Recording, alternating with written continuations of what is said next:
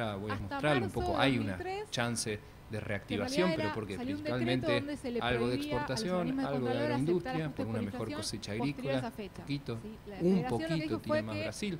Creo hasta que el 30 de el Brasil septiembre de se Bolsonaro ha tenía generado muchas autorización, pero bueno, expectativas como no era inicialmente, pero significativa ahora la se empieza a ver diferencia, que el nivel de pasó actividad con ese suerte periodo 2% quedó crece. ahí como ¿no? un híbrido. Entonces, lo que se ajustó por inflación bueno, fue hay que hacer muchos marzo cambios en la 2003. Argentina. Comienzo La aclaración, básicamente y con antes de esta eso, se frase puso que me inflación pareció hasta muy el interesante 95. de un premio Nobel y hace Entonces, mucho la tiempo, aclaración es que en el en el último cual, ajuste por y inflación, quizás que esto fue es lo en que el quiero 2003, destacar, hace más de 50 años se hablaba de que se esto. aplicó no es la 4 vigente tipos de países, hoy. los países desarrollados, Entonces, los en ese subdesarrollados, Japón ajuste, era el por ejemplo, y la Argentina no se hizo de manera retroactiva cayendo. a la última vez que No se por sabe inflación. exactamente Entonces, quién, en el a 2002, quién se le cuando atribuye arrancó esta ajustar frase. por inflación, se arrancó con los En saldos teoría del es Simón Kuznets. 31 de Hay diciembre una de discusión 2001. si es otro, Se tomaron Sargent, esos datos como en fin. ciertos y de ahí en adelante. Pero el problema es que sigue siendo la excepción en la Entonces, Argentina. ¿qué pasa ahora? Y ahí estamos. La hace RT más de vigente hoy 50 años establece que con eso este no es debate correcto. de por qué somos Entonces, lo que habría que especiales. hacer es eliminar el El ajuste esquema que se económico hizo en el tenía, a mi 2002-2003, entender, del de y Cambiemos partir un de gran los saldos de problema, inicio que tenía unas de la última metas de vez que se ajustó inflación por inflación primero fue en el muy 95. muy Con lo cual, lo que irrealistas. habría que El hacer primer año con de la la norma inflación pura tenía que sería ser del ajustar el 20, 95 de hasta agosto del 20%. 95 En hasta acá. 2016 recuerdo esa ¿Sí? conferencia de prensa, Imagínense le lo que decían sería eso 25 nivel en de 2016, uso, pero sí, en Macri datos, salió en el verano a decir no, como haciendo la anticipación de que hay una y se simplificación iba a de lo que llegar nos al permite dígito tomar o como incluso al bueno. 5% para Nosotros 2019. ajustados en el 2002-2003. Muy realista Y dada saltamos el punto de partida 2015. de la Argentina. Y eso llevó a que, claro, para tratar de cumplir Bueno, acá esa lo que dice meta la de Argentina, inflación que básicamente, la no aclaración se esta sí que llegaba, se a ajustó subir hasta- más la hasta el tasa, 95, a traer acá más dice, capitales de después corto volvió plazo, encima 2002, las LEVAC 2003. totalmente abierta la cuenta capital, para que cualquiera invierta de afuera en las LEVAC. Y esto, eso que la genera reanudación problemas. en el 2002-2003 La política fiscal laxa o el gradualismo se entiende porque no esos había saldos capital había que político eliminarlos y la apertura a partir externa del después del 95. cierre era lógico. Pero había una clave para que esto todo funcione, ¿Qué la pasó parte con- linda en es el que haya ingresos de 2003? En el capitales. 2003 entró en Argentina ya ha vigencia un vivido decreto mucho que es el este 664 del ciclo 2003, que inicialmente se reabre la, el cual la lo que cuenta hacía era capital, hay prohibirle a ingresos los de organismos de capitales, Contralor creemos que esta vez va a ser aceptar distinto. estados contables ajustados por inflación. ¿sí? Duró un Esto lo que poquito hacía más era de 2 derogar el años y decreto nos dimos cuenta que no. 1269 del 2002, que a la vez derogaba ¿Cuáles eran los el riesgos? artículo Crecimiento de la volátil, ley de atraso con convertibilidad, endeudamiento, porque que además permitía aceptar para cubrir el déficit se iba a hacer con financiamiento externo, Este dólares que decreto había que incluye de en el alguna último manera párrafo cambiar en el mercado cambiario del para artículo hacerse de 10. pesos porque el déficit primario es principalmente en pesos. Y baja creación de empleo, que lo estamos viendo con tasa de desempleo ya rozando los 2 dígitos. Lo que hacía era justamente derogar el primer párrafo. Quizás lo más con lo cual se interesante fue permitía que, aceptar por a inflación. pesar de este gráfico que nosotros lo llamamos la maldición de los años pares, ¿no? Como desde 2012, 2014, 2016 se caía sistemáticamente en recesión y además se aceleraba la inflación, tanto en 2014 como en 2016 tuvimos una corrección cambiaria.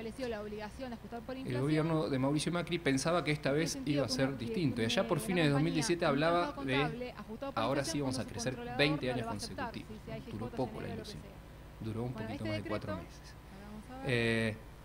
¿Y por qué? Porque muchas veces vemos, bueno, cuánto es el déficit de cuenta corriente, cuánto es el déficit de cuenta de las cuentas públicas, y acá lo tenemos a la Argentina claramente como un outlier, y sobre todo en el frente de cuenta corriente, que era lo que mencionaba Fernando. Como país estábamos de alguna manera gastando más de lo que producimos. Un déficit de 5 puntos del producto, claramente dependientes del ingreso de capitales. El problema es que hoy tenés ingreso de capitales, mañana en un mundo que se complica podés no tenerlo, y eso es lo que nos pasó en 2018. Y para graficarlo, quizás lo peor del 2018 fue las expectativas.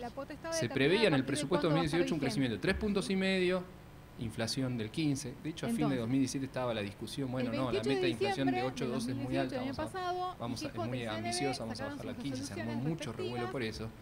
Pero la realidad es que lo que tuvimos el año pasado fue un shock muy duro, en el cual la actividad termina cayendo más de 2,5 puntos y la inflación ya empezando a irse, escala, llegando a casi 50%. Deben presentarse ante la IGJ y el acuerdo mutó.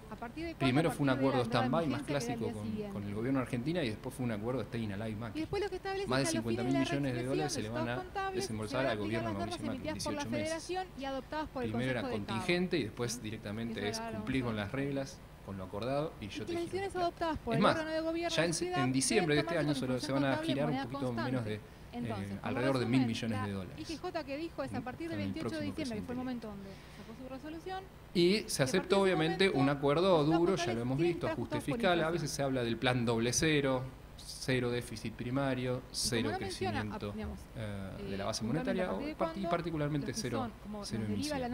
Y además esta zona de intervención que ya hemos hecho menciones de los problemas que tiene. Para dar una idea de la excepcionalidad de este desembolso, cuando estábamos a fines del gobierno de Alianza se hablaban del blindaje de 10.000 millones de dólares. Bueno, esto duplica o triplica según la métrica que quieran tomar términos reales, como porcentaje del PBI, como porcentaje de las reservas. De la IGJ es que se debe exponer en notas salvataje, que obviamente no contables, funcionó. el mecanismo de ajuste Y utilizado. ha sido una señal y quizás el mayor triunfo del gobierno, y en caso de emplear porque un método lamentablemente los inversores privados financieros internacionales se le fueron, o los que entraron hicieron el carry trade y se fueron, sobre todo a partir de abril del 2018, pero la comunidad financiera internacional ha apoyado a la Argentina. Está la paradoja que el fondo dice, o el staff técnico que dice, la deuda de la Argentina es sostenible, pero con baja probabilidad de ocurrencia. Básicamente digo esto para que se pueda aprobar el acuerdo que se tejió obviamente en la esfera política. Deben aplicar el método con de Trump y reposición de estados Lagarde. financieros en moneda homogénea. El gran problema es que ahora además tenemos todos los problemas que ya veníamos del gobierno anterior, un problema de deuda pública en moneda extranjera muy alto, y el riesgo financiero está ¿por qué? Porque el paraguas del FMI inicialmente iban a ser 3 años en que te iban a ir financiando, te iban a cubrir los vencimientos, sobre todo hacer el rollover de los vencimientos en moneda extranjera, y hoy ya ese paraguas prácticamente que se termina en el primer año del próximo presidente electo, sea quien sea. Y en algún momento va a haber que salir a los mercados a que conseguir deuda en moneda extranjera, porque como consumimos de más en moneda extranjera, tenemos que pagar esa deuda que se acumuló y mucho en moneda extranjera. Y bueno, hoy tenemos una especie de híbrido. Del programa original quedó muy poco. Hoy dependemos básicamente de los fondos del FMI. Tenemos un shock monetario, un shock fiscal y asistencia financiera internacional. De alguna manera incluso perdimos muchos grados de hacer política económica. Como bien se mencionó, Javier lo mencionó, dependemos del fondo de alguna manera. Sí, interesante es que por lo menos el segundo acuerdo, casi un plan de emergencia o de estabilización, funcionó. Funcionó porque a fines o mediados del año, diría agosto, septiembre, estábamos en una situación de mucha inestabilidad cambiaria y cada vez crecientes problemas de gobernabilidad. Yo tengo un lema que creo que controla el dólar en la Argentina y reinarás. Es decir, una variable clave. Si el gobierno de turno, sea quien sea, pierde el control sobre el mercado cambiario, está muy complicado, además porque particularmente en la Argentina el traslado de la devaluación a los precios es muy rápido. Y a mí la dinámica me preocupa porque, para decirlo en criollo, voy a ser un poquito más formal, está atado con alfileres. ¿Por qué? Por ejemplo, un shock político que puede venir, un escándalo de corrupción, o que mejora alguien en las encuestas que nos cambiemos. Cristina Fernández de Kirchner, por ejemplo, hace que esta situación de calma cambiaria y chances de ser reelecto de Cambiemos se diluye, y obviamente si perdés gobernabilidad, perdés el control del mercado cambiario.